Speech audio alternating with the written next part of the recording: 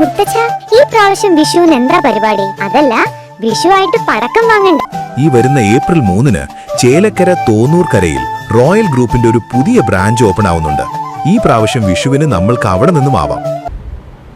നിയമസഭാ തെരഞ്ഞെടുപ്പ് ദിവസമായ ഏപ്രിൽ 9-ന് വേതനത്തോടെ അവധി നൽകുമെന്ന് ലേബർ കമ്മീഷണറുടെ ഉത്തരവ്.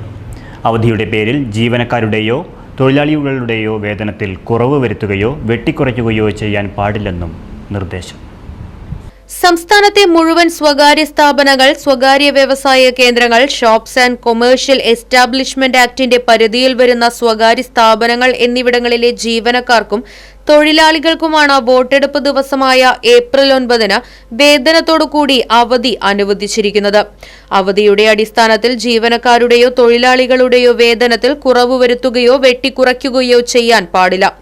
ജോലി ചെയ്യുന്ന മണ്ഡലത്തിലല്ലാതെ മറ്റൊരു മണ്ഡലത്തിലെ വോട്ടറായ സ്വകാര്യ വ്യാവസായിക സ്ഥാപനങ്ങളിലോ മറ്റ് സ്ഥാപനങ്ങളിലോ ജോലി ചെയ്യുന്ന ദിവസവേതന കാഷ്വൽ കോൺട്രാക്ട് വ്യവസ്ഥയിലുള്ള തൊഴിലാളികൾക്കും തെരഞ്ഞെടുപ്പ് ദിവസം വേതനത്തോടുകൂടിയ അവധിക്ക് അർഹതയുണ്ട്.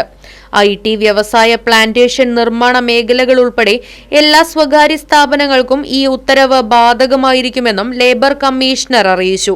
സംസ്ഥാനത്തെ വാണിജ്യ സ്വകാര്യ സ്ഥാപനങ്ങളിലെ അടക്കം എല്ലാ ജീവനക്കാർക്കും ശമ്പളത്തോടുകൂടിയുള്ള അവധിയായിരിക്കും ലഭിക്കുക.